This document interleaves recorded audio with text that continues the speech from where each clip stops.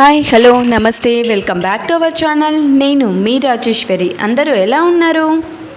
ఈరోజు మనం ఈ వీడియోలో మొలకెత్తిన విత్తనాల గురించి తెలుసుకుందాం. ఇది పిల్లలకు ఏ విధంగా ఇవ్వాలో కూడా నేను చెబుతాను. మొలకలలో ఖనిజ లవణాలు తక్కువగా ఉంటాయి కాబట్టి ఇవి ఆరోగ్యానికి ఎంతో శ్రేయస్కరం. వీటిని తీసుకోవడం వలన గుండె జబ్బులు దరిచేరవు. అలాగే బరువు తగ్గాలనుకునేవారు, మలబద్ధకంతో బాధపడేవారు ఈ మొలకల్ని తీసుకోవటం చాలా మంచిది. చిన్న పిల్లలు, పెద్దలు, గర్భిణీ స్త్రీలు ఇవి ఎవరైనా సరే వయసుతో సంబంధం లేకుండా వీటిని వాడవచ్చు.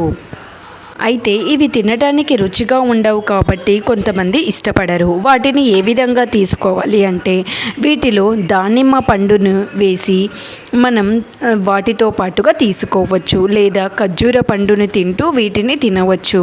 ఇన్ని ఆరోగ్య గుణాలు ఉన్న ఈ మొలకలను పిల్లలకు ఏ విధంగా తినిపించాలి అంటే కొంచెం తినటానికి ఇష్టపడరు కాబట్టి వారికి ఈ విధంగా ఖర్జూర పండునో లేదా చిక్కీనో ఇచ్చి దాని కాంబినేషన్లో వీటిని తినేలాగా అలవాటు చేయాలి. ఈ విధంగా మా బాబుకి ఉదయం పూట లేదా సాయంత్రం పూట వీటిని తినిపిస్తూ ఉంటాం.